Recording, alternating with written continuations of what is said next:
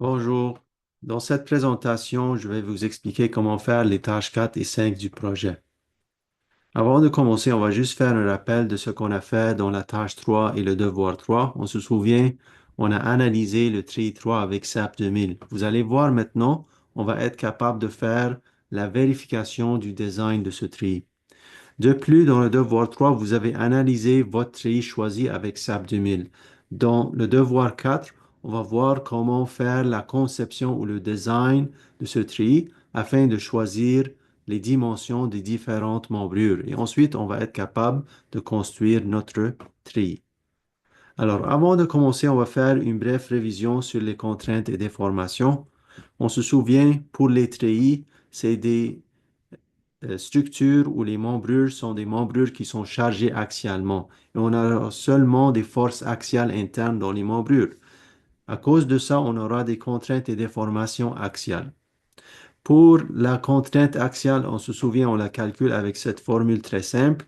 On a besoin de la force P interne dans la membrure et on divise par l'aire de section de la membrure. Avec ça, on peut trouver la contrainte interne. Et pour la déformation axiale, si on voulait la calculer, c'est juste le changement de longueur divisé par la longueur initiale. De plus, on se souvient, au début du cours, on a vu que pour dimensionner une structure ou une pièce mécanique, on doit comprendre les caractéristiques et limitations du matériau utilisé dans la composante. Et chaque matériau a des caractéristiques uniques. Pour déterminer les propriétés des matériaux, nous utilisons des essais de laboratoire sur des échantillons du matériau. Alors, on a parlé, par exemple, du test de traction, où on va prendre un échantillon du matériau concerné et on va faire un test en traction et on va mesurer la force et le changement de longueur sur cette longueur de référence et on va voir une courbe force-déplacement qui s'applique à l'échantillon. Mais pour avoir quelque chose qui s'applique aux matériaux en général, on a dit on va construire une courbe contrainte-déformation. Alors on va prendre les forces ici et utiliser notre formule pour trouver les contraintes. Et de la même façon, on peut trouver les déformations. Et avec ça, on va avoir une courbe très utile qu'on appelle la courbe contrainte-déformation du matériau. Et c'est une relation constitutive du matériau qu'on peut utiliser dans le design. Par exemple, ici, on montre la courbe contrainte-déformation de l'aluminium et de l'acier. Pour nous, on va voir comment construire la courbe contrainte-déformation du bois de balsa. Alors, pour la tâche 4, il y a un document qui décrit tous les détails, s'il vous plaît, le voir dans le module de la tâche 4. Premièrement, pour la courbe contrainte de formation du bois de balsa en tension, voici le résultat qu'on obtient. Alors ici, on a les contraintes, ici les déformations. On peut voir qu'on a un comportement linéaire élastique. Alors, je vais vous montrer comment on a obtenu cette courbe. Alors, cette vidéo est disponible dans le module de la tâche 4 si vous voulez la voir en plus de détails. Ici, on va la voir très rapidement. Alors, on a pris une, une pièce de bois de balsa, un échantillon comme ça. On l'a mis dans notre machine à l'Université d'Ottawa. On a mis ici un extensomètre de 50 mm et on a fait le test en tension jusqu'à la rupture de cette pièce de balsa. Alors, si j'avance ici.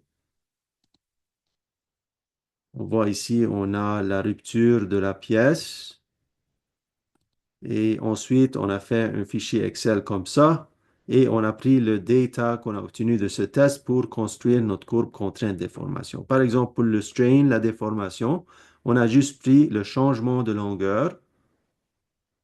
Alors ça, c'est le déplacement qui a été mesuré. On prend le changement de longueur et la longueur de référence de l'extensomètre, c'était 50 mm. Avec ça, on peut trouver la déformation. Et pour la contrainte, on a pris la force interne qui s'est développée dans la section et on a divisé par l'aire de section qui était 75 mm². Et avec ça, on a pu obtenir la courbe contrainte déformation, celle que j'ai montrée dans le diapo. Alors, si on revient à notre présentation, voici encore la courbe contrainte déformation. On voit qu'on a un comportement linéaire élastique jusqu'à la rupture. On voit ici la contrainte limite en tension, elle est de 23,5 MPa. Et si je prends la pente de cette courbe, parce qu'on a un comportement linéaire élastique, je peux utiliser la loi de Hooke pour trouver le module d'élasticité. Alors, c'est ce qu'on trouve. La contrainte limite en tension est de 23,5. Et si on prend la pente de cette courbe, on trouve le module est égal à 3500 MPa ou 3,5 GPa. Alors, on a fait divers tests sur divers types d'échantillons de bois de balsa. Vous allez voir que toujours on est approximativement à 23,5 MPa pour la contrainte limite. Et le module est toujours 3500 MPa. Alors, on peut utiliser ces valeurs. La contrainte limite en tension est de 23,5 MPa et le module est de 3500 MPa. Ça, c'est pour la tension. Pour la compression, on sait que le bois de balsa est 60% plus résistant en tension qu'en compression. Alors, en utilisant ce ratio, on peut trouver que la contrainte limite en compression est de 14,7 MPa. Maintenant qu'on comprend les propriétés mécaniques du bois de balsa, on peut faire la vérification et la conception. Alors, avant de faire la conception, on doit comprendre qu'il y a deux types de membrures dans les treillis. Il va y avoir certaines membrures en tension, par exemple ces éléments qui sont en bas, et d'autres membrures qui vont être en compression, par exemple ces éléments qui sont en haut. Pour les membrures qui vont être en tension, on va avoir une seule mode de défaillance et ça va être lié à la résistance du matériau. Alors que pour les membrures qui sont en compression, il y a deux modes de défaillance possibles. Une qui est reliée à la résistance du matériau et une autre qui va être reliée à une certaine instabilité qu'on appelle le flambement. Alors il y a plus de détails sur ça dans le document tâche 4 et si vous voulez, vous pouvez voir la leçon 12.1 qui va expliquer le flambement en détail. Alors, on va commencer pour les membrures qui sont en tension. Pour ces membrures, il va y avoir une seule mode de défaillance. Ça va être relié à la rupture de la section. Et ça va arriver si la contrainte interne dans la membrure dépasse la contrainte limite du matériau. Alors, on va juste calculer la contrainte avec cette formule et comparer à la contrainte limite du matériau en tension, le 23,5 MPa pour le bois de balsa. Si je dépasse cette contrainte limite, je vais avoir cette défaillance.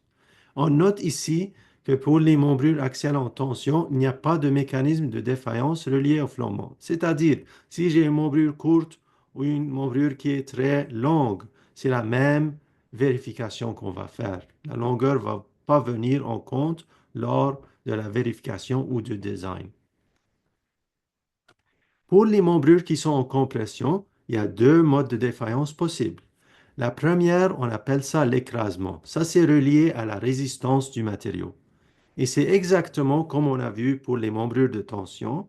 La seule chose, c'est ici la contrainte limite va être la contrainte limite en compression, le 14,7 MPa qu'on a vu. Alors, pour faire cette vérification, on va calculer la contrainte interne dans la membrure de compression et comparer à la contrainte limite du matériau en compression. La deuxième défaillance, c'est relié au flambement. Maintenant, c'est pas relié à la résistance du matériau. Au lieu, c'est relié à la géométrie de la membrure. Si on a une force ici P qui est plus grande qu'une certaine force critique qu'on appelle PCR, je vais avoir une certaine instabilité qu'on appelle le flambement latéral. Alors, pour la défaillance reliée à la stabilité de la composante, c'est le deuxième type de défaillance. L'instabilité va arriver si la charge P dépasse une charge critique PCR, comme il est montré ici. Si c'est le cas, on va avoir une instabilité qu'on appelle le flambement latéral, et cette défaillance est principalement fonction de la géométrie de la composante, alors sa longueur et son moment d'inertie. C'est-à-dire, si j'ai une membrure qui est très longue, je vais avoir une charge critique qui est plus faible et la tendance pour le flambement va être augmentée. De même, si j'ai une membrure qui est très élancée avec un moment d'inertie très faible, encore une fois, le PCR va être très faible et la tendance pour le flambement va être plus possible. Alors, comment est-ce qu'on peut calculer la charge critique de flambement? La charge de compression maximale qui peut être appliquée à un élément avant le flambement est appelée la charge critique de flambement et elle est déterminée à partir de la formule Euler qui est montrée ici. Alors ça, c'est le PCR. Alors pour le calculer, on a besoin du module d'élasticité du bois de balsa. Il est 3500 MPa ou 3,5 GPa. De plus, j'ai besoin du moment d'inertie. Alors ici, le moment d'inertie, c'est le moment d'inertie minimum de la section. Alors si j'ai une section carrée comme ça, c'est BH cube sur 12. Si j'ai une section rectangulaire, je vais prendre le minimum de IX et IY. Alors BH cube sur 12 et HB cube sur 12, je prends le minimum des deux pour mon moment d'inertie. Le LE, c'est la longueur effective de l'élément. Alors, le LE, c'est juste la longueur de l'élément multipliée par un facteur de longueur effective K, qui dépend des conditions limites de support. En anglais, on appelle ça boundary conditions. Alors, si j'ai des conditions pin-pin, le K va être égal à 1. Si j'ai des conditions fixe-fixe, le K va être égal à 0,5. Et si j'ai quelque chose entre les deux, je peux avoir par exemple K égale 0,7. Dans notre I, toutes les connexions sont pin-pin. Alors, on peut prendre simplement K égale 1. Alors, le LE ici, en effet, c'est juste la longueur de la membrure. Alors, avec ça, on peut calculer le PCR. On va juste faire attention pour les unités. Je vais mettre le E en MPa, le I en millimètre 4 et la longueur ici en millimètre carré. Avec ça, je peux trouver le PCR en newtons. Alors, juste pour vous montrer, c'est quand est-ce que la résistance du matériau va dominer et quand le flambement va dominer. Ça, c'est tous les types de pièces de bois que vous avez. Alors, on peut voir que si on a une pièce de 3,8 par 3,8, je vais voir après une certaine longueur, le flambement va commencer à dominer. Ici, je réduis les dimensions de la section. Alors, j'utilise une section très mince qui a un moment d'inertie très faible. Le flambement va commencer à dominer même à des petites longueurs. Alors, ça, c'est un tableau qui vous montre ça et ça, c'est ce qu'on explique sur la diapo. Alors, pour faire un sommaire, donc pour un treillis, si on a des membrures en tension, on va vérifier la résistance. Alors, on va calculer la contrainte interne dans les membrures de tension et comparer à la contrainte limite du matériau en tension. Et si on a des membrures en compression, on doit faire deux vérifications. Premièrement, on vérifie la résistance. Alors, on va calculer la contrainte interne et comparer à la contrainte limite du matériau en compression. Mais deuxièmement, on doit aussi vérifier contre le flambement. Alors, on va calculer cette force interne et comparer au PCR, la charge critique de flambement.